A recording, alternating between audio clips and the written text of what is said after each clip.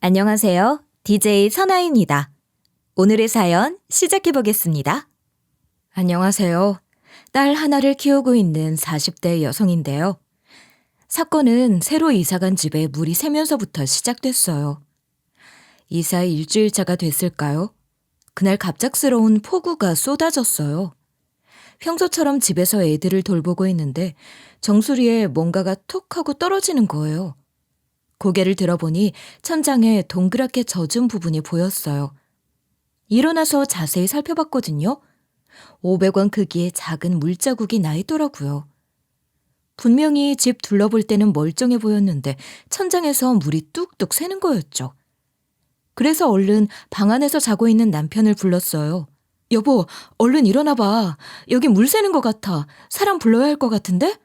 남편이 제 말을 듣고 잠이 확 달아났는지 바로 일어났는데요. 설마 하는 얼굴로 거실에 오더니 진짜로 물이 새는 걸 보고 난감해했어요. 이걸 어쩌면 좋나 잠시 고민하다가 경비실에 전화했죠. 근데 경비실 아저씨가 뭐라 했는지 아시나요? 나보고 어쩌라는 건지 모르겠네. 나 고칠 줄 모르니까 사람 불러요. 이 아파트 자체가 부실공사야. 틈만 나면 경비 불러서는 소리 지르고 난리 피우고 아휴 이러고 가시더라고요. 사기당한 기분이라 얼척 없고 기분 나쁜데 어쩌겠어요. 그 사이에 500원 크기였던 물자국이 점점 커지고 있었어요. 어떻게든 빨리 수습해야 할 것 같아 일단 고치기로 했어요. 그 뒤에 보상받으려고 누수공사 업체에 전화했는데요. 다행히 빨리 와주셨는데 사장님이 청천벽력 같은 말씀을 하셨어요. 생각보다 큰 공사가 될 것 같으니까 집 좀 비워주세요. 잠시 어디 가 계세요. 대략 3에서 5일 정도 걸릴 겁니다. 사장님이 이러시니까 일단 짐을 간략하게 쌌어요. 집 근처 숙박업소라도 가야 하나 고민하고 있는데 남편이 이러더라고요. 우리 엄마 집 가까우니까 그냥 거기로 가자. 공사 길어질 수도 있다고 하셨는데 혹시 모르잖아. 남편이 그러는데 제가 모르는 사이에 시어머니께서 전화를 하셨나 봐요. 남편이 어머님한테 하소연을 했는데 시댁으로 오라고 하셨대요. 그래서 결국 얼떨결에 시댁살이를 하게 됐어요. 마침 친구한테 전화가 왔길래 이사간 집에서 물이 새기 시작해서 시댁으로 가고 있다고 말했어요. 그랬더니 제 친구가 이러는 거 있죠? 시댁에서 지내야 한다고? 진짜 힘들겠다. 눈치 보일 것 같은데 그냥 근처 숙소에서 자는 게 낫지 않아? 친구는 시집살이를 할 절 걱정했지만 저는 정말 남부러울 거 없는 생활이었죠. 어머님이 저를 진짜 친딸처럼 생각해주며 잘해주셨거든요. 그래서 제가 친구에게 시어머니가 저를 어떻게 대해주시는지 다 말해줬어요. 명절날 튀김 위에 설탕병을 깨뜨려서 튀김을 다 망쳤는데도 혼나지 않은 날도 얘기해줬죠. 어머님이 오히려 제게 괜찮냐, 다치지 않았냐 걱정해 주셨거든요. 제가 죄송하다고 하니 시어머니께서 이러셨어요. 아무 소리 하지 말고 있어라. 내가 늙어서 그래. 손에 힘이 없어서 내가 놓친 거야. 너무 민망한 나머지 상차린 거라도 치우려고 했는데 어머님이 바로 막아서더니 말씀하셨어요. 아직 다 안 먹었다. 방에 가 있어라. 그리고 소리 안 나게 살금살금 그릇 치우고 설거지하려다가 저한테 딱 들키셨는데요. 시어머니랑 티격태격하며 서로 자기가 치우겠다 귀여운 말싸움을 하곤 했어요. 그걸 네가 왜 치우냐. 놔둬라. 내가 치운다니까 왜 말을 안 듣니. 어머님이 이렇게 말 안 듣는 며느리는 생전 처음이라고 해서 제가 이렇게 말하곤 했죠. 그럼 어머님은 왜 하시는데요? 이런 건 며느리가 해야죠. 이런 식으로 실랑이를 하니 남편이 어이없어서 뭐 하는 짓이냐고 했어요. 시어머니가 그런 남편에게 그릇을 쑥 밀어내며 이런 소리를 하기도 하셨죠. 그냥 네가 치워라. 피 한 방울 안 섞인 남은 나 도와주려고 난린데 너는 왜 보기만 하니? 누가 보면 네가 남의 자식인 줄 알겠다. 결국 그날 남편이 호탕한 웃음을 지으며 그릇을 치워줬는데요. 명절날에만 잘해주신 게 아니었어요. 어쩌다 시댁에 놀러가도 저를 친딸처럼 대해주셨거든요. 단 걸 워낙 좋아해서 밥을 안 먹고 과자를 먹고 있으면 말리면서 이런 말도 하셨죠. 단 거 몸에 안 좋다. 밥을 먹어야지 뭐 하는 짓이야. 그만 먹어라. 이러고 음식들을 빼앗으셨어요. 하지만 어디 놀러 가셨다가 오시면 저 먹으라고 군것질거리를 사들고 오시더라고요. 혹시 몰라 이거 누구 거냐 물어보니 저한테 이러셨어요. 누구 거긴 누구 거야. 이 집에 그렇게 단 거 먹는 사람이 너밖에 없는데 누가 또 있니? 아들놈이 맛보자고 하기 전에 얼른 다 먹어버려라. 제가 시어머니께 감사드린다고 전하고 간식거리를 꺼내 먹었어요. 그때 먹었던 사탕이 어찌나 달던지. 제 돈으로 사 먹는 사탕보다 더 맛있었어요. 이런 어머님이라면 그 어떤 며느리도 마음의 문을 열겠더라고요. 그만큼 제가 시어머니께 의지를 많이 하고 있었어요. 친구가 제가 하는 말을 듣고 세상에 그런 시모가 어디 있냐고 신기해했죠. 전 그런 친구 반응을 듣고 저 혼자 뿌듯해했어요. 지금 친정 엄마한테 기댈 수 있는 상황이 아니라서 어머님을 친정 엄마처럼 생각했던 것 같아요. 친정 아버지랑 이혼하고 새 살림 차린 친정 엄마와 멀어져서 서운했거든요. 그걸 티 안 내려고 노력했었는데 한순간에 시어머니께 들키고 말았어요. 시댁에서 얹혀 살기 2일차 되는 날 어머님이 삼겹살과 소주를 사오셨더라고요. 저희 시댁 들어온 기념으로 먹자고 하셔서 신문지를 깔고 쌈채소를 씻고 쌈장을 준비했어요. 그렇게 상을 다 차리고 시어머니랑 남편 그리고 저까지 포함해서 셋이서 삼겹살에 소주를 먹게 된 거죠. 어머님 앞이니 정신 바짝 차리고 있어야 하는데 제가 취해버리고 말았어요. 그러면 안 됐었는데 시어머니한테 평소에 안 하던 속마음 이야기를 해버린 거예요. 꺼이꺼이 울면서 이래버렸어요. 엄마, 보고 싶어. 왜 우리 엄마는 이혼한 거야? 우리 아버지는 도대체 왜 그랬을까? 우리 가족은 항상 난장판이야.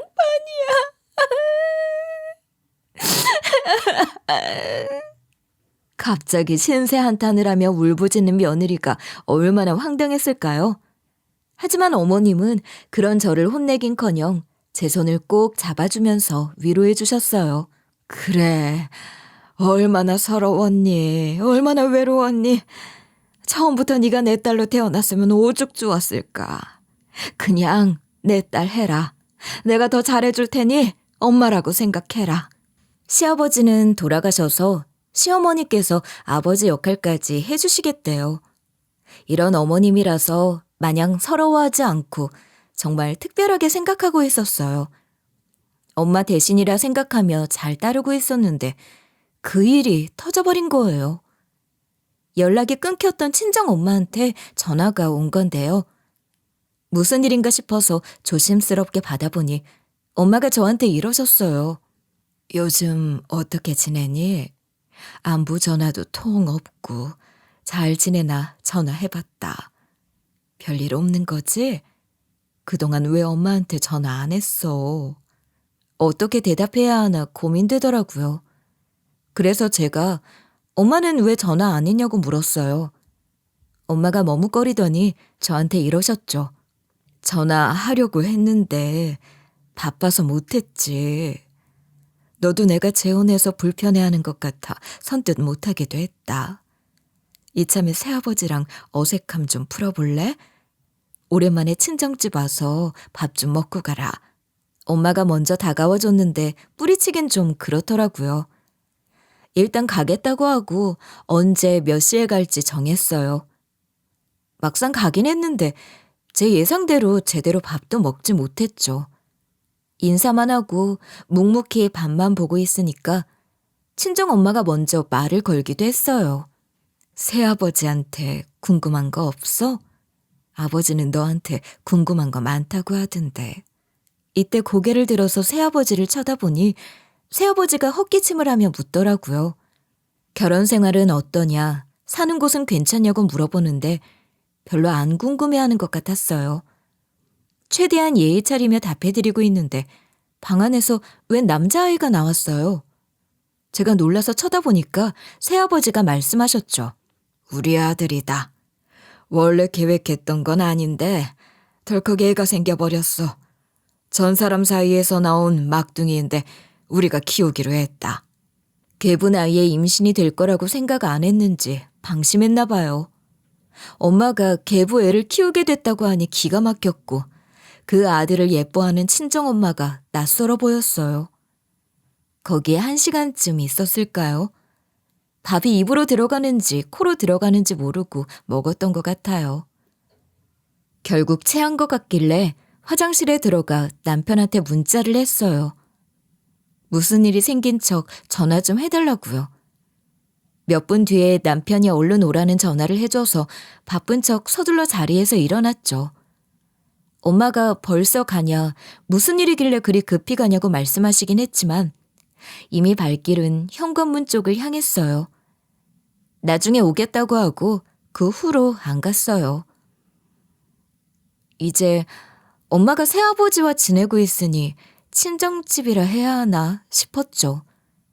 그만큼 그 당시에 숨이 막히는 기분이 들었거든요. 꼭 잘 모르는 이웃집을 가는 느낌이었고 제가 있으면 안 되는 자리 같았어요. 게다가 새아버지의 자식까지 있으니 가기 싫었죠. 오히려 시댁이 더 편해서 친정집에 자주 안 가고 있었어요. 그 사이에 아파트 누수 문제는 해결돼서 저희 집으로 돌아갔어요. 시댁에 잠시 살았던 터라 시어머니가 더 많이 편해졌던 것 같아요. 저희 집 비밀번호랑 시댁집 비밀번호를 공유하기 시작했거든요. 그래서 서로 편하게 왔다 갔다 하며 청소해주고 반찬도 해주고 있었어요. 그렇게 몇 주가 지났을까요? 시댁이 아닌 저희 집에서 집안일을 하고 있었는데요. 띵동 초인종 소리가 들리길래 문을 열어봤는데 친정엄마인 거예요. 무슨 일로 연락도 없이 찾아왔냐고 물으니 엄마가 울면서 이러셨어요. 아무래도 엄마 이혼할 것 같다. 내가 아팠던 사이에 우리 그이가 바람을 폈대. 엄마가 그동안 말을 못했는데 불치병에 걸렸다는 거예요. 시한부 판정을 받았다며 얼마 못 살 거라는 말까지 해주셨어요. 제가 그걸 왜 이제 말하냐 탓하니 친정엄마가 축 처진 목소리로 말씀하셨죠. 내가 재혼했다고 너한테 소홀히 대했는데 아프다고 바로 연락하면 어쩌겠니. 부모된 도리로서 그러면 안 되겠다는 생각이 들더라. 엄마로서 역할도 제대로 못 해줬는데 신세지기 싫었다. 아픈 걸 저한테 숨기려고 마음먹었던 엄마가 이제야 얘기한 이유도 새아버지와의 이혼에 있었다는 거예요. 새아버지가 바람을 피웠으니 엄마가 세상 뜨기 전에 재산을 모두 다 저에게 주고 싶다고 하셨어요. 안 그래도 새아버지가 자꾸만 이혼을 미루고 있다는 거예요. 엄마의 재산을 호시탐탐 노리며 감언이설로 엄마를 현혹시키고 있었다는 거죠. 엄마는 또 재혼한 지도 얼마 되지 않아서 마음이 아직 남아있는 상황이라 새아버지에게 흔들렸대요. 그러다 그 새아버지의 통화 소리를 엿듣게 됐다고 합니다. 처음에는 엄마가 누구랑 전화하냐고 기척을 내려다가 새아버지가 여보 자기 이런 소리를 하길래 귀 기울여 봤다고 하는데요. 그런데 새아버지가 이러셨다고 해요. 여보, 그러다 우리 애가 당신 애인 거 알아버리면 어떡해. 지금 한 사람은 전 아내 막둥이인 줄 안단 말이야. 자기 애인 거 알면 이혼하자고 할걸? 일단 곧 이 세상 떠날 여자니까 최대한 좋게 끝내서 유산 받아 챙겨야지. 엄마가 이 말을 듣자마자 정신이 번쩍 들었다고 해요. 이렇게 이혼을 미루고 있다가 갑자기 엄마가 명줄이 다 해버리면 새아버지가 냉큼 재산을 가져갈 수도 있을 거라는 생각이 강하게 들었다고 하죠. 그래서 엄마가 제게 재산을 주고 싶다며 집 명의를 넘겨줄 때 필요한 서류를 보여주셨어요. 서류를 작성하고 친정엄마가 돌아가신 뒤로 제가 계속해서 연락을 드렸어요. 절대 정에 휘둘리지 말고 전에 말씀하신 대로 하라고 당부했죠. 다행히 엄마가 마음을 바꾸지 않으시고 친정집 명의를 제 명의로 옮겼는데요. 그 뒤로 새아버지와 이혼 절차를 밟았다는 연락을 주셨어요. 이런 일이 있은 뒤로 남편과 딸내미를 데리고 시댁을 갔습니다. 모처럼 다 같이 모여서 식사를 하고 있는데 한 가족이니 친정엄마 소식을 전해야겠더라고요.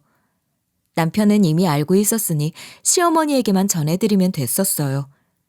그래서 얼마 전에 생긴 일들을 어머님한테 전부 다 설명해드렸거든요. 이때 어머님 반응이 이러시는 거예요. 사부인한테 그런 아파트가 있었어? 그 아파트 우리 지역에서 제일 비싼 아파트잖아. 새 남자 만나서 재혼하더니 아주 팔자 폈었네. 보통 친정엄마가 아프시면 걱정하거나 이혼했다고 하면 안타까워하지 않나요? 시어머니가 평소랑 다르게 친정집에 꽂혀서는 아파트 얘기를 하길래 제가 일단 해명을 했어요. 그거 새아버지가 사주신 거 아니고 엄마 돈으로 산 거예요. 엄마가 그동안 재테크를 쭉 해와서 큰돈을 모으셨다고 했거든요. 재혼하면 새 아파트 살고 싶다고 하셔서 이사 가신 건데 새아버지께서는 그냥 얹혀 사신 거나 다름없죠. 제가 이렇게 말한 건 엄마가 돈 보고 재혼한 것처럼 보이는 게 싫었기 때문이었는데요. 그런데 시모가 거기에 눈이 더 휘둥그레해지더니 이런 반응을 보이는 거예요. 사부인이 생각보다 능력이 있네. 그럼 그 아파트 말고도 재산이 어마무시한 거 아니야? 시어머니가 자꾸 우리 엄마 재산에 초점을 두길래 제가 화제를 돌렸어요. 이제 엄마 병세가 짙어져서 입원해야 한다는 소식을 알린 거죠. 그런데 남편이랑 시모가 제 앞에서 뭐라 귓속말을 하는 거예요. 무슨 얘기를 하시는 거냐 물어보니 어머님이 아무것도 아니라고 하셨어요. 전 여기서 쎄한 느낌을 받았죠. 며칠 뒤에 친정엄마한테 전화가 왔어요. 병원에 입원해야 한다고 하길래 제가 간호한다고 나섰어요. 그런데 엄마가 거절하는 거예요. 내가 무슨 염치로 너한테 간병을 맡기겠니? 말이 되는 소리를 해라. 내가 불편하면 간병인 쓸 테니까 신경 쓰지 마.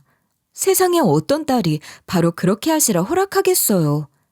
제가 고집을 피워서 엄마 뒷바라지를 하기로 했죠. 바로 엄마 병원 입원 수속을 돕고 남편과 시어머니에게 이 소식을 알렸는데요. 용은이 아빠랑 어머님께 말씀드릴 게 있는데 친정엄마가 입원하셔서 지금 간병을 받아야 하는 상황이에요. 간병인 고용할 수 있지만 제가 직장 다니는 사람도 아니고 제가 직접 간병하고 싶더라고요. 어머님, 혹시 제가 병원에 있을 동안만 용은이 좀 돌봐줄 수 있으신가요? 시어머니가 친정엄마만큼이나 편안해서 드리는 부탁이었어요. 어머님이 곤란하시다고 하면 시터 아줌마를 고용할 생각이었죠. 그만큼 친정엄마는 제가 직접 돌봐드리고 싶었어요. 다행히 시어머니께서 이렇게 말씀해 주시더라고요. 아유, 당연하지. 그런 부탁은 들어줘야지. 다른 며느리도 아니고 우리 며느리 부탁인데 너무 어려워하지 마라. 남편이 회사를 다니고 있어서 육아해주고 싶어도 못해주는 상황이었는데 어머님이 우리 애를 맡아줘서 다행이었죠. 덕분에 우리 딸 용은이 신경 안 쓰고 입원한 엄마를 돌봐드리고 있었어요. 일주일 동안 연명치료를 하고 있는데 의사가 수술을 해보자는 거예요. 수술하면 높은 확률로 사는 건 아닌데 기적적으로 좋아질 수 있다고 하셨어요. 하지만 수술비가 매우 비쌌죠. 저는 하겠다고 나섰지만 엄마가 반대하셨어요. 어차피 곧 눈 감을 건데 뭐하러 수술하니? 차라리 그 돈 우리 손녀딸한테 써라. 나중에 뭐 어떻게 될지 모르니 비상금도 모아놓고 돈 불릴 생각을 해야지. 뭐하러 다 늙은 노인네한테 써. 돈 아깝게 하지 말라고 해서 너무 속상해하고 있을 무렵 똑똑 노크 소리가 들렸어요. 얼른 뒤돌아보니 시어머니께서 문을 열고 들어오시더라고요. 저희 둘이 하는 소리를 다 들었다고 하면서 어머님께서 이러시는 거 있죠? 사부인은 왜 수술을 안 받는다고 하시니? 딸한테 부담될까 봐 그러는 거야? 수술비가 문제면 내가 도와줄게. 엄마가 돈 아깝다고 반대해서 수술을 못하게 생겼다고 하니 어머님이 돈을 주시겠다는 거예요. 우리 며느리 위해서 뭔들 못하겠냐. 수술 한번 안 해보고 죽으면 억울하지 않겠냐는 말로 설득하셨죠. 우리 엄마는 돈 없어서 수술 안 받는 거 아니라며 끝까지 거절했어요. 제가 그 자리에서 울어버리니까 시어머니도 친정엄마도 당황하셨죠. 자꾸만 수술 안 하겠다는 친정엄마 때문에 속상해서 소리까지 지르고 말았어요. 왜 엄마만 생각해? 난 생각 안 해? 엄마는 늘 이러시기야. 왜 난 생각 안 해주는데? 친정엄마 보고 이기적이라고 윽박지르며 통곡을 하니까 어머님이 얼른 저를 감싸 안으셨죠. 일단 나가자며 절 끌고 나왔고 시어머니께서 저보고 이러셨어요. 아가, 이러지 말고 잠시 눈이라도 붙이고 와라. 너 지금 제정신 아니야. 화낸다고 사부인이 수술 받는 것도 아니니 진정하고 와야 돼. 그래야 사부인 설득시킬 힘이 날 거 아니야. 저는 끝까지 안 가겠다고 고집을 피웠지만 결국 설득당해서 시어머니 손에 집으로 보내졌어요. 가는 길에 어머님이 또 전화를 하셔서 이러시더라고요. 사부인 곁에 내가 있을 테니 걱정하지 말아라. 집에서 푹 쉬고 와. 하루만이라도 가만히 누워있으라고 해서 일단 집으로 들어가 누웠어요. 전 앞으로 엄마를 어떻게 설득해야 하나 골머리를 앓았는데요. 잠도 못 자고 다시 병원으로 갔는데 간호사가 이러는 거예요. 어제 수술비 납부하셔서 수술 날짜 잡히신 거 알고 계시죠? 수술 전까지는 금식하셔야 합니다. 이러면서 금식이라고 적힌 표지판을 엄마 병실 침대 근처에 붙여놓더라고요. 간호사한테 이게 어찌된 일인가 재차 물어보니 시어머니께서 수술비를 몰래 납부해버렸다는 거예요. 그러자 엄마가 바로 단호하게 나오셨어요. 나 수술 안 받는다니까 글쎄. 사부인은 내가 돈 없어서 받는 줄 아신대? 네가 가서 말해라. 돈 없어서 안 받는 게 아니라고. 어제 내가 그렇게 대성통곡을 했는데 수술을 안 받겠다고 하시다니.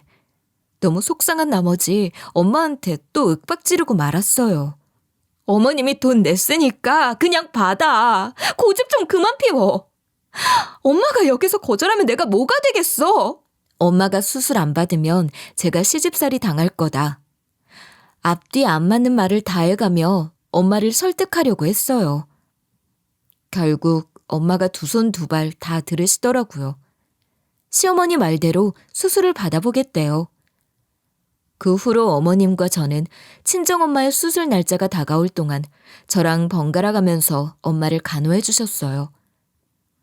수술 당일에도 저랑 같이 엄마 수술이 끝나길 기다려줬는데요.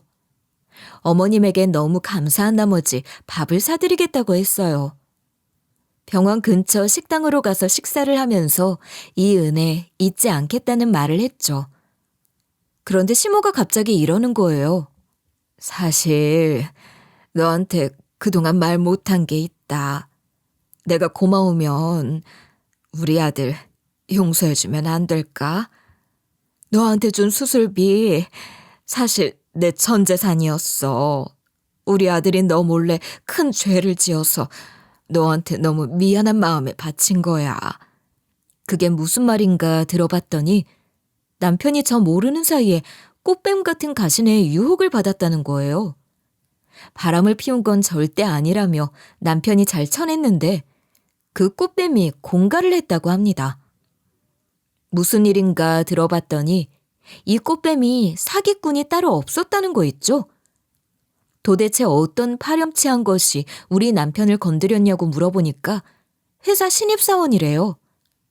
시어머니께서 전부터 그 꽃뱀이 수상스러웠다며 큰일이 터진 날을 설명해 주셨습니다. 그날은 신입사원이 들어온 지 얼마 되지도 않았으며 남편이 큰 건을 하나 해내서 신입사원 환영회 겸 축하 파티가 열린 자리였다고 해요. 그런데 그 꽃뱀이 회사 사람들 앞에서 남편에게 꼬리를 치며 애교를 부렸다고 했는데 믿기지가 않더군요. 그 꽃뱀이 회식 자리에서도 남편한테 딱 달라붙어서 술잔까지 채워줬대요.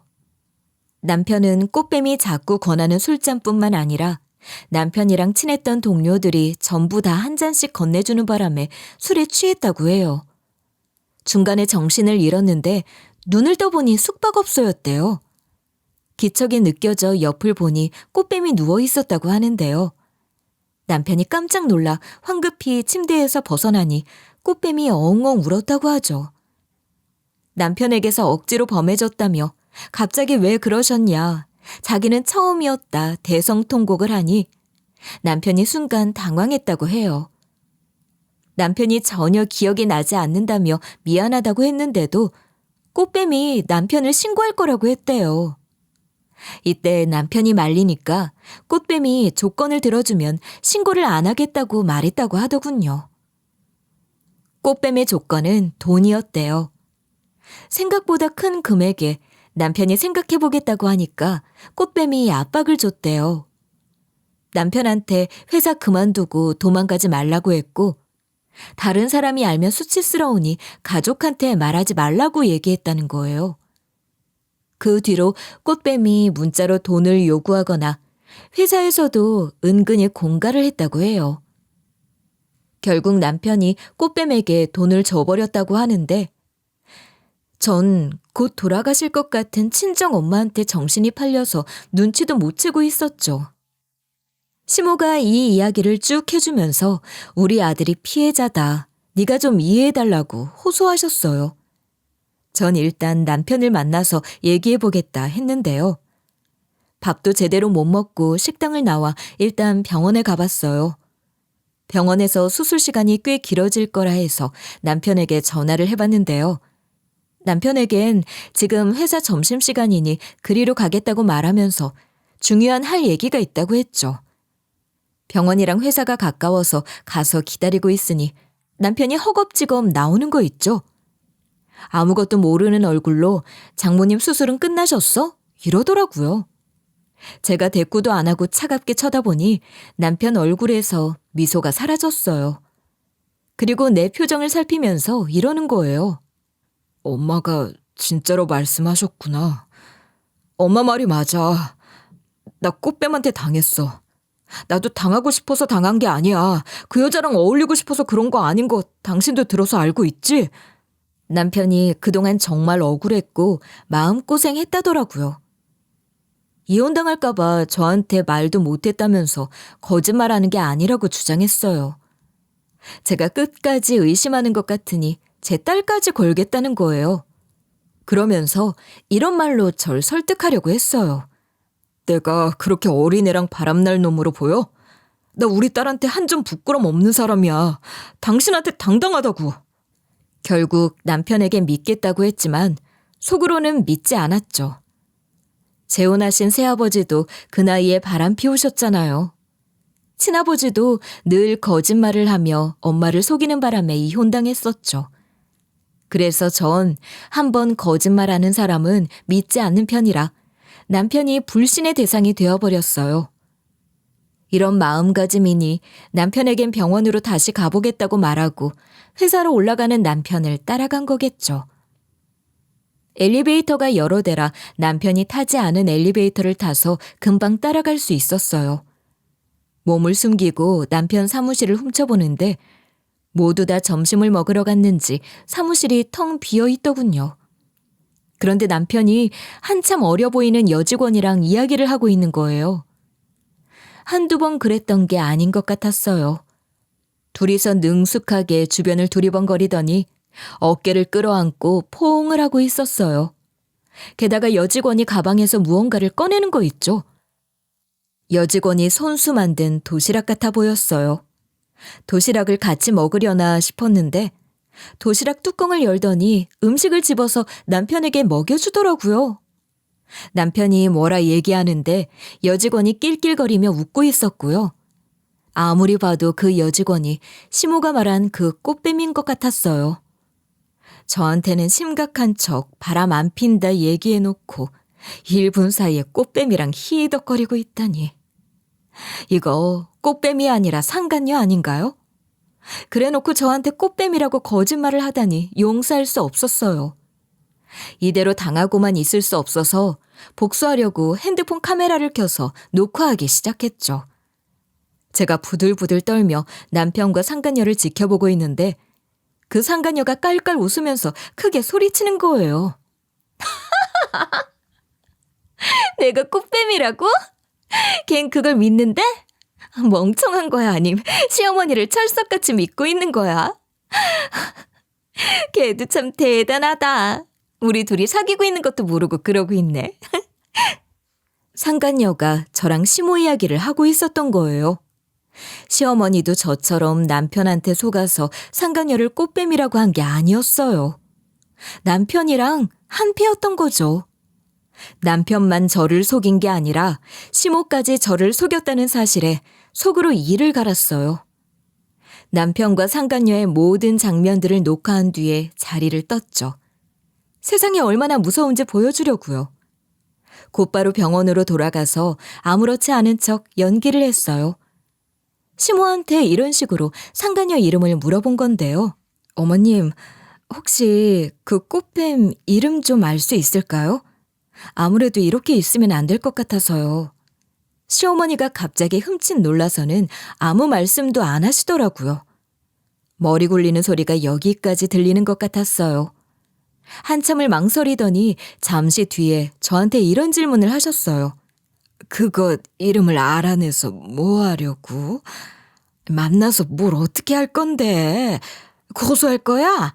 하긴 여기서 순순히 알려주면 한패가 아니겠죠.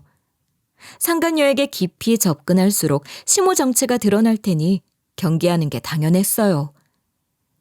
시어머니가 끝까지 제 질문에 대답은 안 해주고 계속 떠보더라고요. 하지만 머리를 시모만 굴렸겠어요?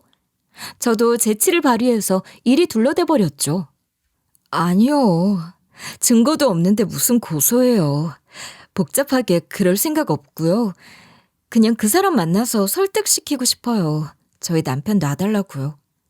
그동안 모아놓은 돈 준다고 하면 들어주지 않을까요?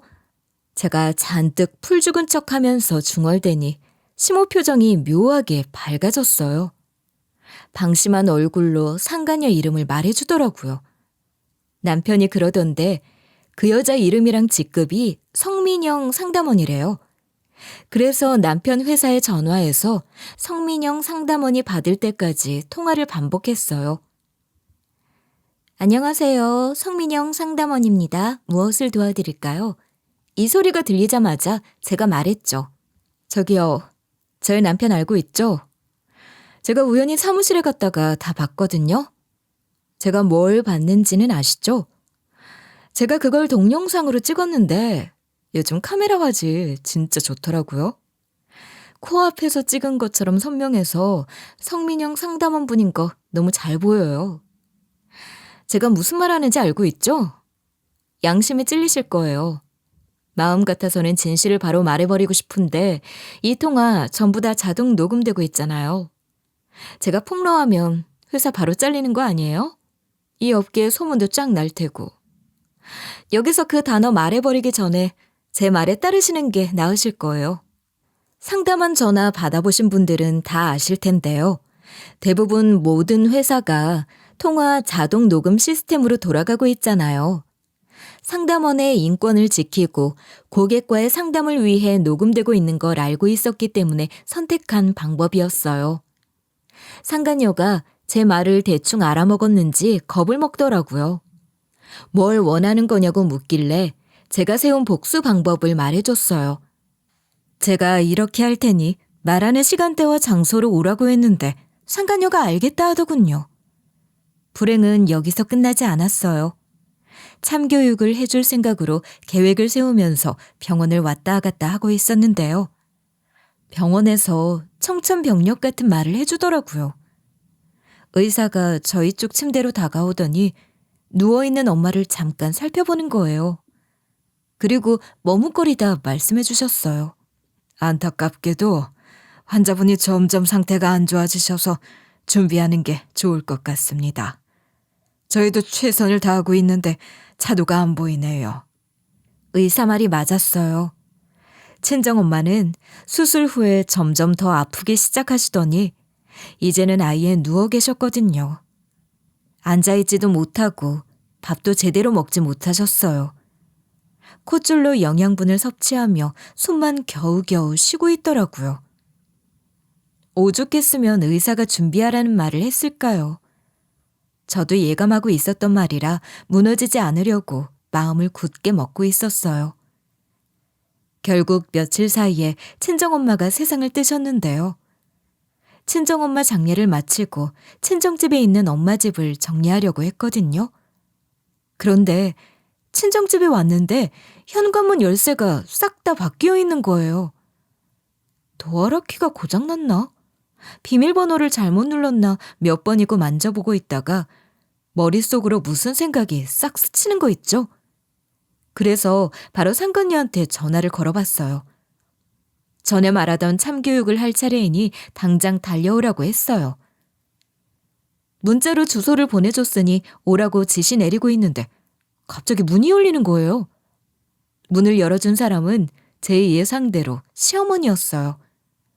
제가 얼척없어하며 왜 여기 계시냐고 물어보니 시모가 이랬죠. 내가 여기 있으면 안 되니? 이제 이 집 네 집 됐다며. 너무 억울해하지 말아라. 혜미야, 네 엄마 수술비로 가져간 돈 이 아파트로 갚는다 생각하거라. 그게 무슨 말이냐 되물으니 시모가 괜히 수술비를 대준 게 아니라는 거예요. 이제 대가를 치를 때가 왔다며 시어머니께서 망언을 해댔어요. 이 세상에 공짜가 어딨니? 설마 그 수술비 받고 입 싹 닦으려고? 내가 이 아파트로 퉁치는 걸 감사히 여겨라. 이 아파트가 얼마짜린데 감히 수술비에 비교하려고 하다니 이제는 화가 나기는커녕 어이없고 우스웠어요. 앞으로 펼쳐질 복수를 생각하니 절로 웃음이 나오기도 했죠. 높이 치솟아서 내려올 줄 모르는 시모 콧대를 제대로 꺾어주려고 더 이상 숨기지 않고 말해버렸어요.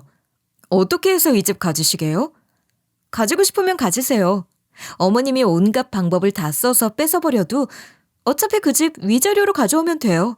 시모가 황당해하며 무슨 자신감이냐 묻는 순간 제가 집 안으로 들이닥쳤어요. 그리고 몇 분만 기다려보라고 했죠. 곧 있으면 알게 되실 거라고 하니 시어머니가 역정을 냈어요. 이 싸가지 없는 거사. 감히 네가 뭔데 나한테 이래라 저래라야? 내가 며느리라고 신경 써서 수술비까지 내줬구만. 뭐? 나 아니었으면 사부인 더 일찍 세상 떠났어. 이 파렴치한 것이 정신이 나갔나? 그리고 저보고 그렇게 안 봤는데 가정교육을 못 받은 것 같대요. 따박따박 말대꾸하는 거 보니까 집안 수준이 보인다며 엄마 욕을 하는 거 있죠? 시어머니가 어떤 식으로 욕을 하셨냐고요? 지금 생각해도 떠올리고 싶지 않은 순간이었습니다.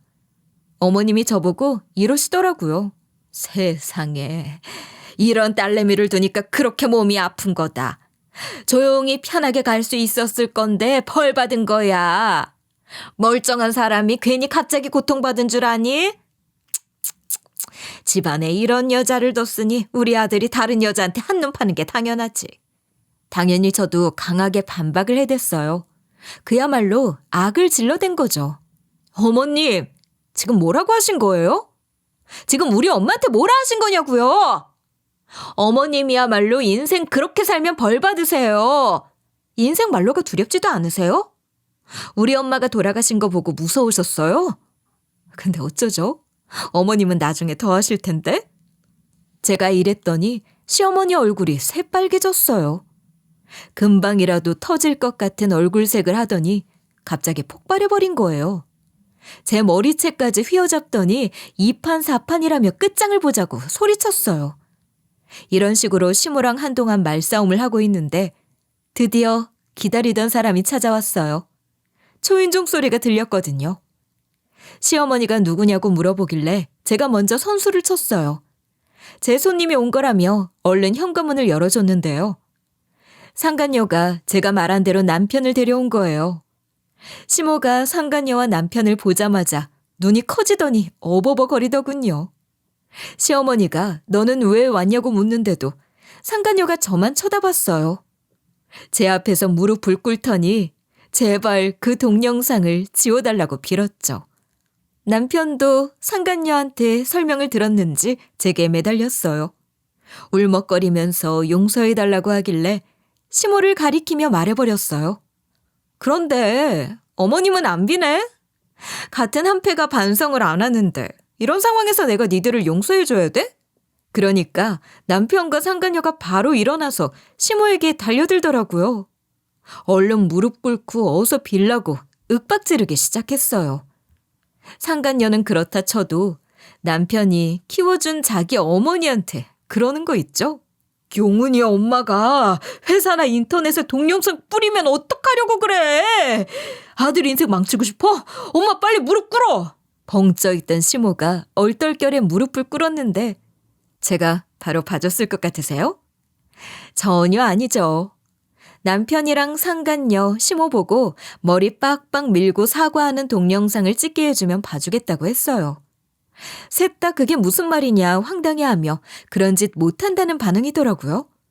그래서 제가 싫으면 말고 고소하면 돼 라고 했죠. 여기서 제일 마음 급한 사람이 남편이었나 봐요. 하긴 이 중에서 사회적인 지위가 제일 높은 사람이니까요. 아쉬운 게 제일 많은 남편이 먼저 나서서 그렇게 하겠다고 했어요. 그래서 제가 미리 준비해둔 바리깡을 건넸죠. 남편이 동영상을 찍는 대신 유포는 하지 말아달라고 해서 일단은 알겠다고 했습니다. 전 그냥 해본 소리였는데 남편이 진짜로 머리를 깎아서 깜짝 놀랐어요. 남편이 빡빡이가 된 채 미안하다며 넙죽 절까지 하더군요. 이런 상황에서 상간녀랑 시모가 머뭇거리고 있으니까 남편이 옆에서 부추기기까지 했어요. 당신은 상간녀 소송 당할 텐데 어쩌려고 그래? 위자료 줄 돈 있어? 엄마도 그래. 엄마가 머리 안 깎아서 나 고소당하면 어쩌려고 그래. 나 돈 없어. 이렇게 재촉해대서 결국 상간녀와 시모도 머리를 빡빡 밀게 됐어요. 민머리로 넙죽 절을 하며 제게 미안하다고 사과하는 세 명을 보니 헛웃음이 절로 나오더라고요. 하지만 제가 왜 남편과의 구두 약속을 지키겠어요? 남편도 결혼식 날 검은 머리가 팥뿌리가 되도록 사랑하겠다고 맹세했는데 지키지 않았잖아요. 그러니 저도 지키지 않을 생각이었어요. 남편이 이대로 자기 용서하고 우리 딸 키우면서 같이 사는 거냐 묻길래 내가 왜? 라고 반응해버렸죠. 바로 면상에다 대고 고소할 거라고 한 거죠. 남편이 제발 용서해달라며 제게 매달렸지만 들어주지 않았어요. 상간녀와 시어머니가 옷깃을 붙잡으며 한 번만 봐달라고 하더군요. 전 그러거나 말거나 정신 나간 이 세 명을 뿌리치면서 집을 빠져나왔어요. 그 길로 바로 이혼 전문 변호사를 알아봤습니다. 변호사 도움으로 남편에게 이혼 소송을 걸고 상간녀에게는 상간녀 소송을 걸어버렸는데요. 당연히 이 소송에서 전부 다 승소하게 돼서 위자료를 받게 됐어요. 덕분에 전 주머니가 두둑해져서 친정집에서 딸 혼자 키우며 잘 살고 있죠. 그 뒤로 그 동영상은 어떻게 됐냐고요?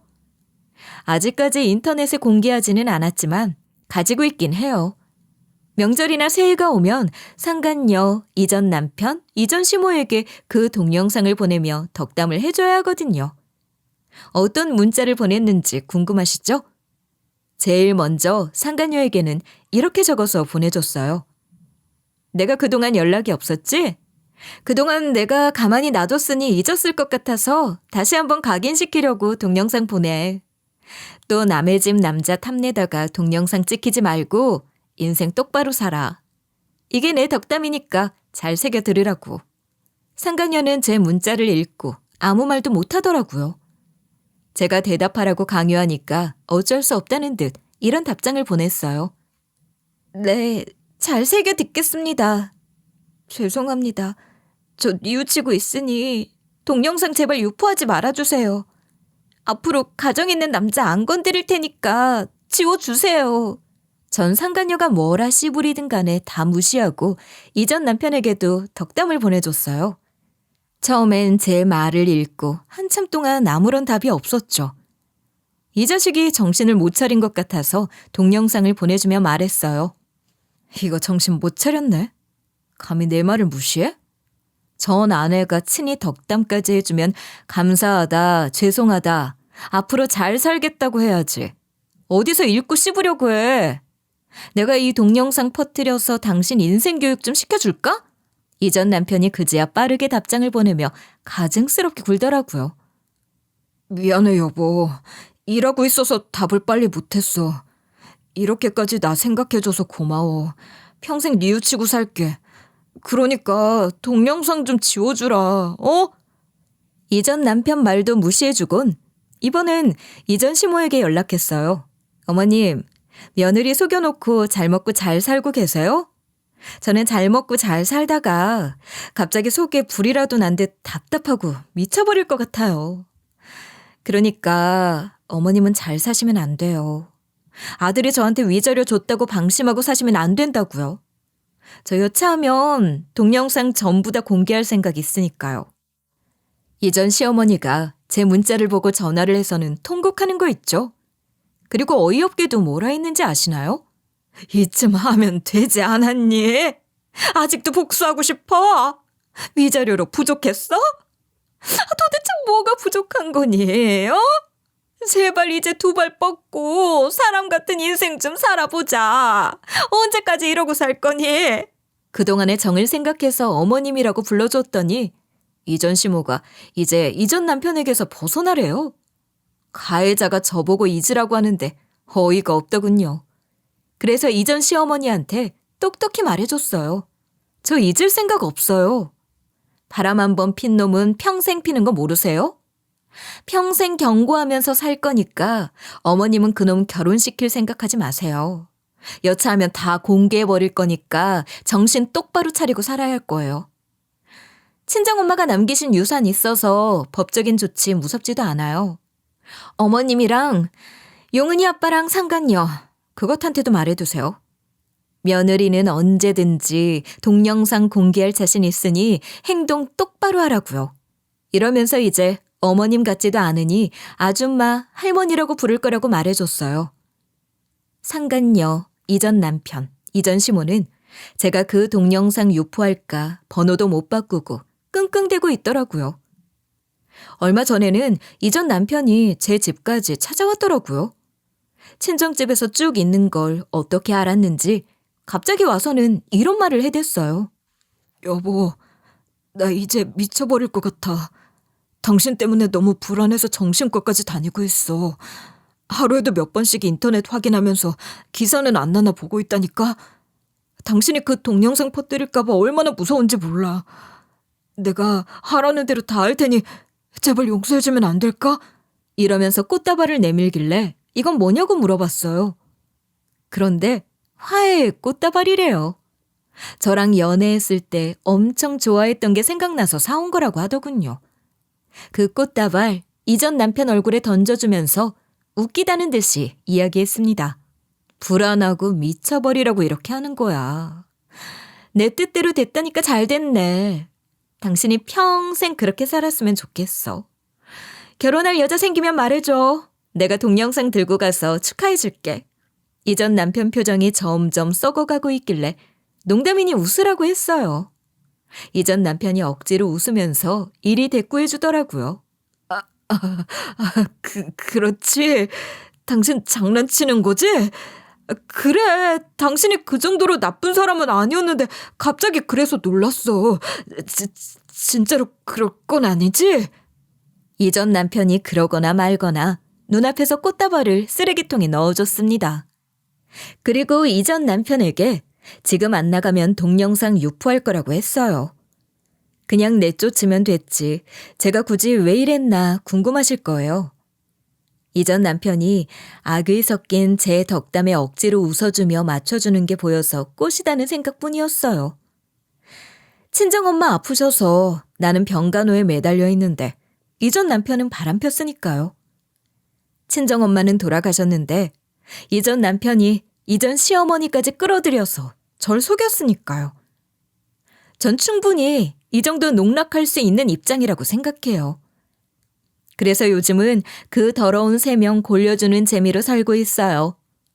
이전 남편 덕분에 지저분한 인생을 살게 됐지만 삶의 교훈은 얻은 것 같아요. 바람피는 남자는 남의 밭을 경작하고 정작 자기 밭은 황무지로 버려둔다는 말이 있잖아요. 그게 딱 우리 이전 남편을 향하는 말 같아요. 바람피는 남자는 절대 용서해주면 안 되죠. 여러분, 가정에 남의 밭 탐내는 사람이 있걸랑 저처럼 밭은 물론 전 재산을 다 빼앗아 버리길 바랄게요.